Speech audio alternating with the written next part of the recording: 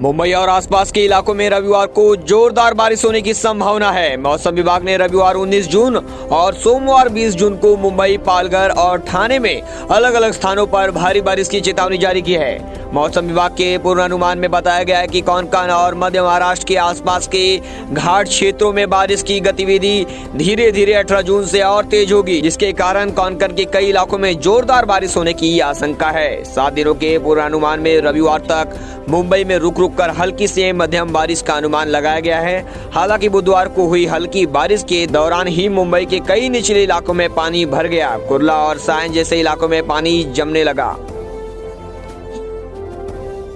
महाराष्ट्र में नहीं थम रही है कोरोना के अवतार, दर्ज किए गए 24 घंटे में 4000 से ज्यादा नए केस। देश में सक्रिय मामले 60,000 के पार। वीके सिंह ने विपक्ष पर साधा निशाना, कहा लोगों को भड़का कर खड़ा कर रहे हैं विवाद। पैगंबर विवाद, नूपुर शर्मा 4 दिनों से लापता, नोटिस देने के लिए भेजी गई टीम नहीं लगा पाई पता। मुंबई पुलिस का दावा। नूपुर शर्मा की तलाश में 4 दिन से दिल्ली की खाक छान रही मुंबई पुलिस। पैगंबर मोहम्मद विवाद में पर्याप्त सबूत होने का दावा। मुंबई उपनगरीय खंड पर एसी लोकल सेवाओं की संख्या बढ़ाने का निर्णय लिया गया है। 20 जून से 8 और एसी लोकल ट्रेन सेवाएं शुरू करेगी पश्चिम रेलवे। ऑटो वाले से महज 28 रुपए खुले लेने के चक्कर में युवक की गई थी जान। अब परिजनों को मिले 43 लाख रुपए, दुर्घटना में गई थी जान। सेना में भर्ती की नई स्कीम अग्निपथ को देश के कई हिस्सों में भारी विरोध जताया जा रहा, तो कई राज्यों में प्रदर्शनकारियों ने ट्रेनों में आग के हवाले कर दिया। वहीं कांग्रेस नेता मनीष तिवारी ने की अग्निपथ योजना की तारीफ। मुंबई, पुणे और नासिक के बीच चलने वाली इंटरसिटी ट्रेनों में जोड़े जाएंगे 20 कोच। महाराष्ट्र के पूर्व गृह मंत्री अनिल देशमुख व अल्पसंख्यक विकास मंत्री नवाब मलिक 20 जून को होने वाले विधान परिषद चुनाव में मतदान नहीं कर सकेंगे। राजधानी मुंबई में बृहन मुंबई नगर निगम ने मुंबई में प्रतिबंधित प्लास्टिक के खिलाफ अभियान फिर से शुरू करने का फैसला किया। इस बार बीएमसी सख्ती दिखाने की रणनीति बना रही है। अग्निपथ में झुलसे राजस्थान, हरियाणा, बिहार में सबसे ज्यादा बेरोजगार। इन्हीं राज्यों में सबसे ज्यादा उग्र है प्रदर्शन। मुंबई में सीजन की पहली बारिश को लेकर येलो अलर्ट जारी। आईएमडी ने रविवार के दिन दी चेतावनी भारी बारिश की। सोनिया की सांस नली में फंगस इन्फेक्शन, मां की बीमारी के कारण राहुल ने मांगी थी ईडी से मोहलत। अब सोमवार को पूछताछ होगी। अग्निपथ में जवान को एक मुश्त 12 लाख रुपए मिलेंगे। नौकरी नहीं मिली तो बिजनेस कर सकेंगे। भटक गए तो खतरा भी बन सकते हैं। अग्निपथ के लिए तैयार नहीं 7 राज्यों के युवा। बिहार, एमपी, राजस्थान समेत कई राज्यों में से आते हैं सेना के 50% जवान। नूपुर शर्मा को ढूंढ रही है मुंबई पुलिस। 5 दिनों से नहीं चल रहा पता। बयान दर्ज कराने के लिए मांगे थे 4 सप्ताह। महंगाई से थोड़ी राहत, 15 रुपए सस्ता हुआ धारा सरसों और रिफाइंड ऑयल। मदर डेयरी ने भी किया ऐलान। जम्मू कश्मीर में विधानसभा चुनाव जल्द, राजनाथ सिंह बोले परिसीमन पूरा, अब साल के आखिरी तक हो सकती है चुनावी प्रक्रिया।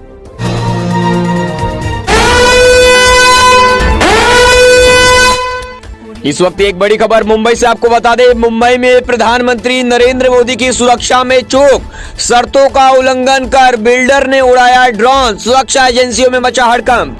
हाल ही में देश की आर्थिक राजधानी मुंबई के दौरे पर गए प्रधानमंत्री नरेंद्र मोदी की सुरक्षा में चूक का मामला सामने आया है। पुलिस ने पीएम नरेंद्र मोदी के दौरे से एक दिन पहले शहर में ड्रोन उड़ाते समय कुछ नियमों के उल्लंघन के आरोप में दक्षिण मुंबई के एक प्रमुख बिल्डर के खिलाफ प्राथमिकी दर्ज की है। एक अधिकारी ने बताया कि घटना सोमवार को पेडर रोड इलाके में हुई थी। पुलिस अधिकारी ने कहा, चूंकि प्रधानमंत्री नरेंद्र मोदी अगले दिन पेडर रोड के रास्ते शहर के बांद्रा कुर्ला परिसर जाने वाले थे, इसलिए पुलिस ने सुरक्षा कारणों से पूरी सड़क का निरीक्षण किया था। एक स्थानीय निवासी ने पुलिस को सोमवार को सूचित किया कि उसने इलाके में एक ड्रोन उड़ाते देखा था।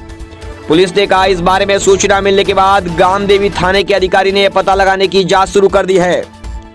घटना के बाद सुरक्षा एजेंसियों में मचा हड़कंप। पुलिस ने बताया कि ड्रोन के बारे में पता चलने के बाद सुरक्षा एजेंसियों में हड़कंप मच गया है। उन्होंने कहा कि शहर की पुलिस ने सुरक्षा उपायों के तौर पर ड्रोन, रोंदी बंदूकें भी तैयार रखी थी। उन्होंने कहा कि पुलिस आदेश का उल्लंघन करने के कारण बिल्डर के खिलाफ भारतीय दंड संहिता की धारा 188 के तहत प्राथमिकी दर्ज की है।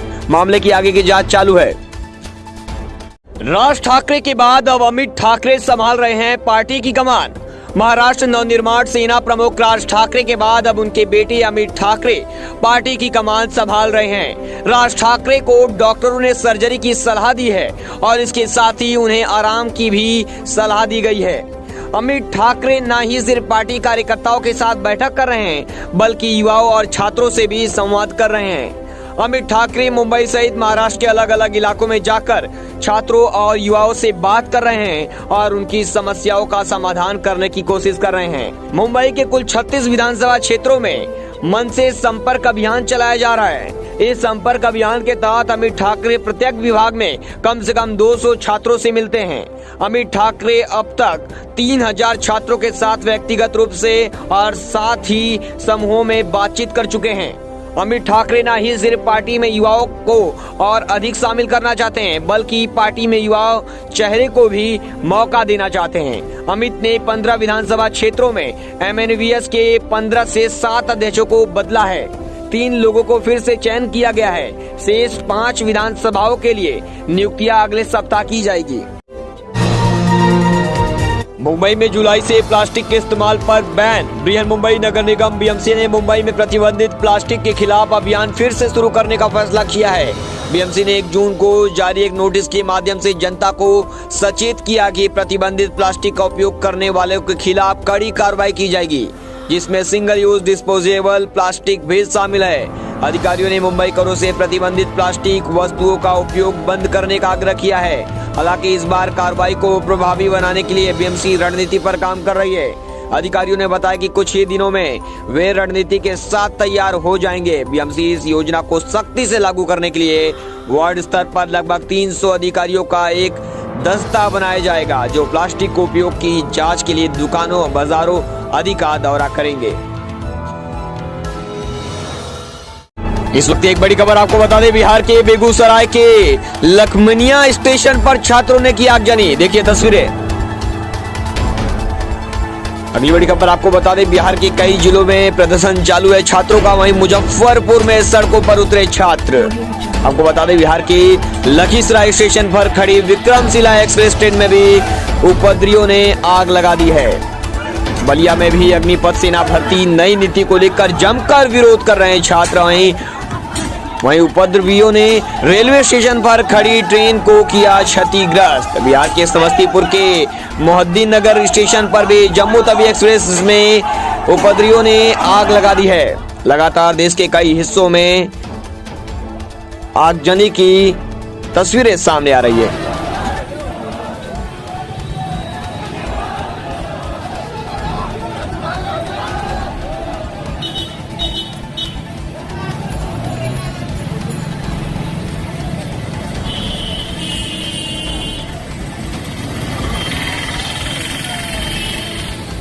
सरकार ने क्या कहना चाहेंगे, क्योंकि आंदोलन अभी भी चल रहे हैं, जो छात्र हैं या जो लोग भर्ती होना चाहते हैं।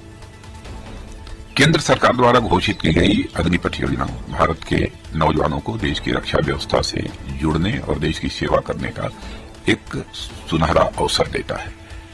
अग्निवीर हूं, यह उनकी ताजिंदगी के लिए पहचान बन जाती है। पिछले 2 साल से सेना में भर्ती की प्रक्रिया न होने के कारण बहुत से नौजवानों को सेना में भर्ती होने का अवसर नहीं मिला। सच्चाई है। इसलिए युवाओं के भविष्य को ध्यान में रखते हुए और उनके प्रति संवेदनशीलता दिखाते हुए प्रधानमंत्री जी के अनुमोदन पर सरकार ने फैसला किया है कि अग्निवीरों की भर्ती की आयु सीमा को इस बार बढ़ाकर 21 से 23 वर्ष कर दिया जाए। यह वन टाइम रिलैक्सेशन दिया गया है। इससे बहुत सारे नौजवानों को अग्निवीर बनने की पात्रता स्वतः मिल जाएगी। और मैं यह भी कहना चाहता हूं कि भर्ती प्रक्रिया कुछ ही दिनों में प्रारंभ होने जा रही है। मैं सभी नौजवानों से अपील करता हूं कि सेना में भर्ती होने की वह तैयारी करें और इसका पूरा लाभ उठाएं।